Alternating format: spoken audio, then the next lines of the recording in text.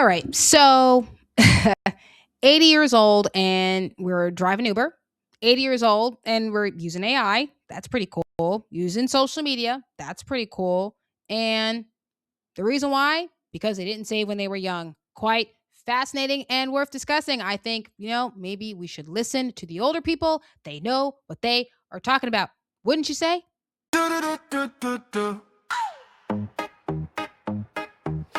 We laugh at the bill, but the numbers don't lie. Do the joke, do the mad moral financer. Financer, financer, financer, moral financer.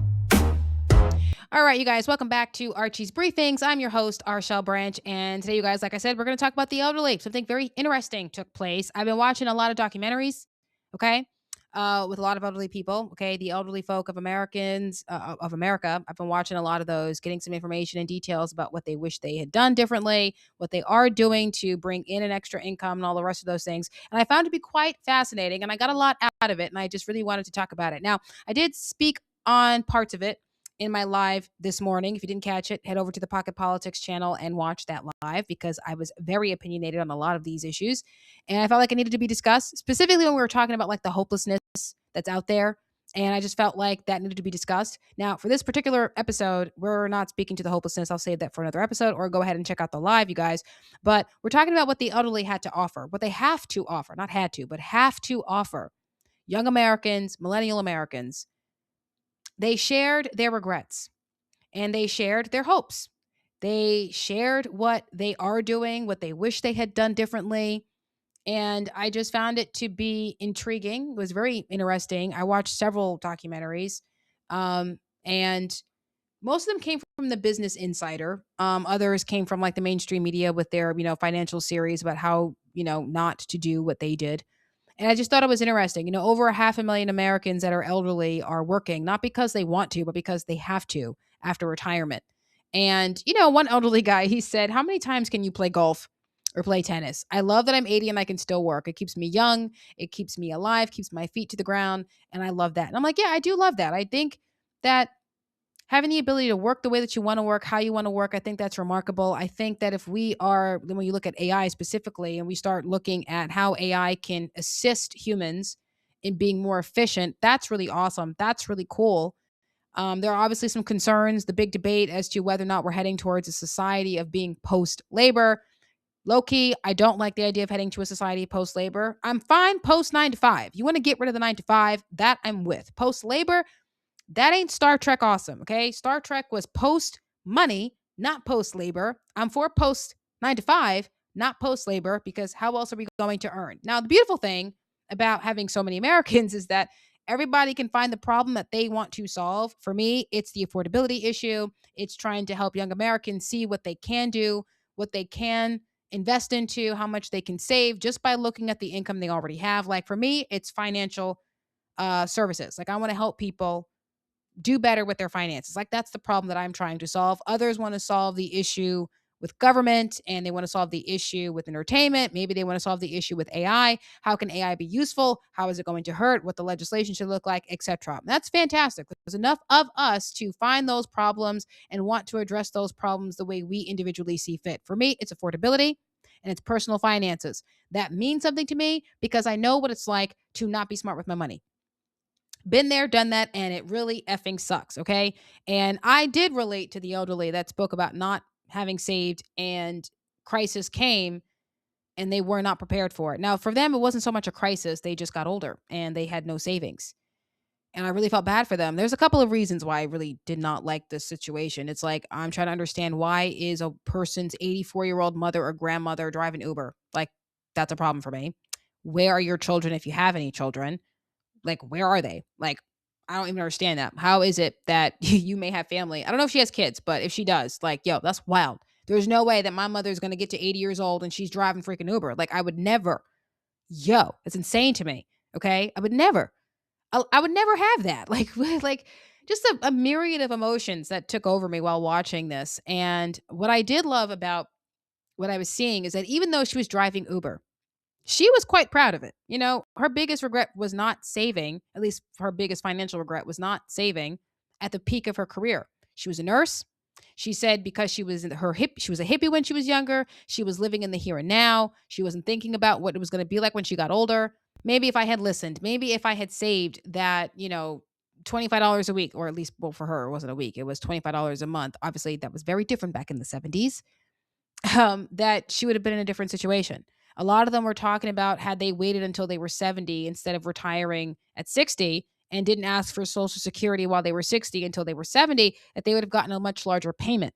And that's not even an option that we can count on as millennials by the time we get to their age. Like by the time we turn 60, Social Security may not even be an option for us. So they already have regrets for not waiting, excuse me, till they're 70 years of age.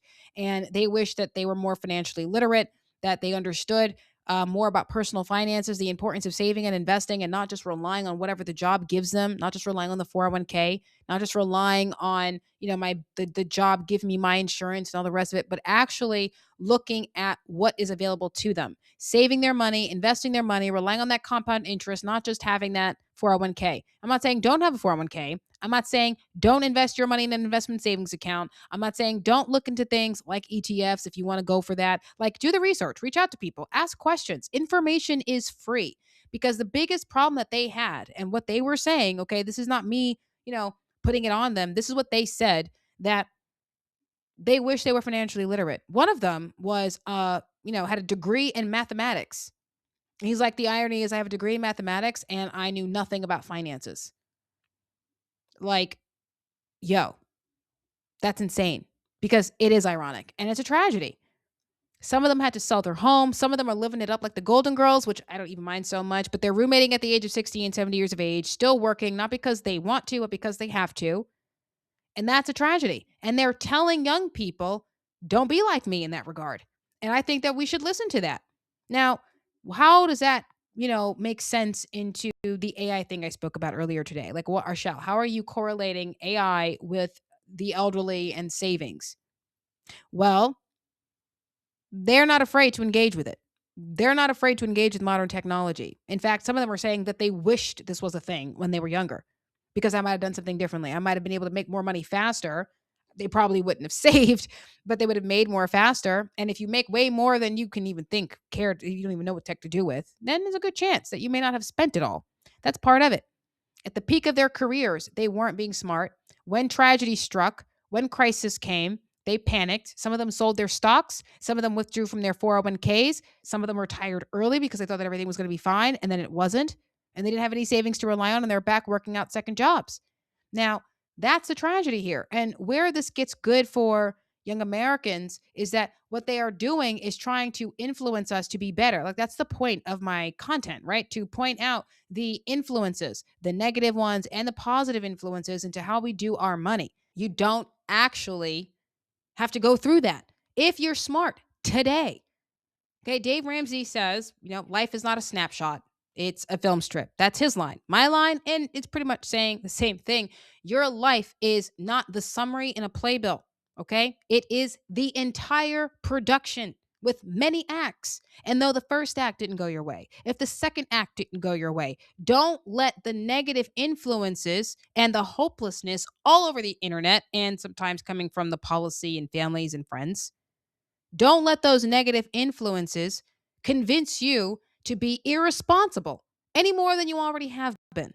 Because, low key, that ain't going to be fun. I was told in my 20s, get a job, get a place, pay your bills, party, party, party, have fun. Not save, not have some fun and save, not put your savings in an investment savings account, not think about, getting a life insurance policy while your premium rates can still be under 100 if you live a healthy life and while you're young. All of these things matter. Why did they think about it? I have had clients I've sold life insurance or tried to sell life insurance to. They were all elderly people, most of them anyhow. And the premiums are high because they're in their 60s and 70s and they're just now thinking about it. Like, they're just now thinking about it. Don't wait till you're 60. We're living to be older. Like I said, you guys, Betty White died at 99. Cicely Tyson died at 99. Dick Van Dyke is 100 years of age. These are famous people we're talking about. We still got World War II veterans walking around. We got people who are over 100 years old. There's a 100-year-old black woman in America who's still wearing high heels. Well, I've been wearing them for 80 years. Why the heck would I do anything different? We have that in America. Okay, we have that. We are living to be older. And what are you doing to prepare for the next? If you're in your 30s, okay, that's what, 30, 40s, 50s, 60s, 70s, 80s, 90s, 100s? Like you're 100, like that's 70 years from today. 70 years. Yo, there's something to be there. It's remarkable. I'm like, yo, the words. I get my sentences. Like, check my files. Get the words.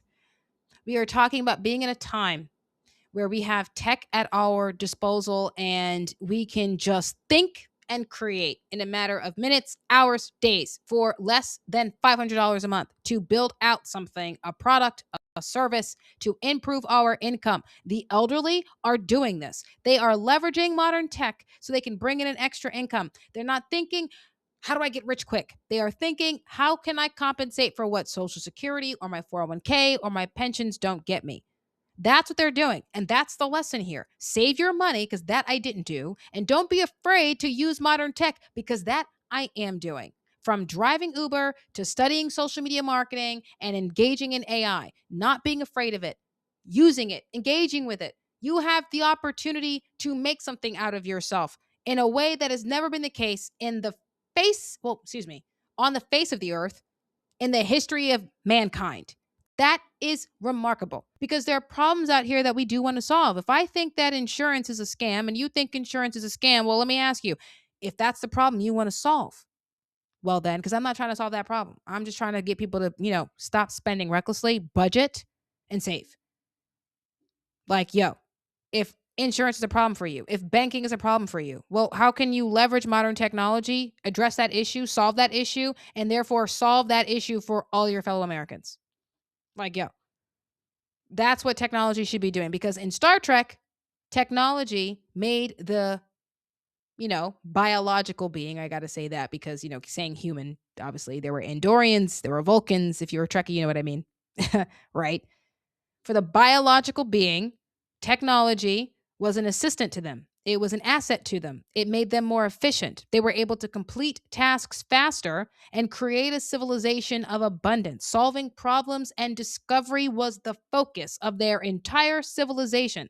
And labor was protected and people were respected. I'm a poet and I didn't know it. Ha! No need to fear the tech. We're living to be older. We need to save. The elderly are saying, save your money. I think we should listen. The elderly are saying, don't be afraid to engage with modern tech. I feel like we should listen to what they're saying. So you guys in the comment sections, and let me know what you think about this. Do you think we should listen to the elderly? Because I think this is a positive influence on us. I think that we should listen to what they have to say, because if for them, the new battle is to ensure that every other American younger than them does better, and that while we do better, that they can live their best lives without having to struggle either, because we're doing what we're supposed to be doing. I think that's remarkable. I was bothered seeing an 84-year-old woman driving Uber. Like, that bothered me. And though she might love the opportunity, I find it to be a travesty. And I would like for Americans to get in a better place where we can do better for our elderly, because that's insane.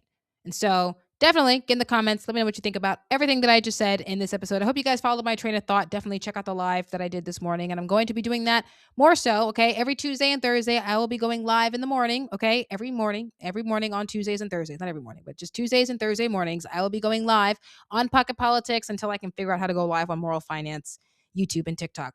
I'm working on it. But at the very least, I'll be going live on Tuesdays and Thursdays. Subscribe to both channels of Pocket Politics and to the channel of Moral Finance. Follow me on TikTok under the name of Moral Finance as well. Definitely engage, get in the comments, share the video, like the video, follow me and share those videos and all of it. I really want to grow the reach. I definitely want to reach young people.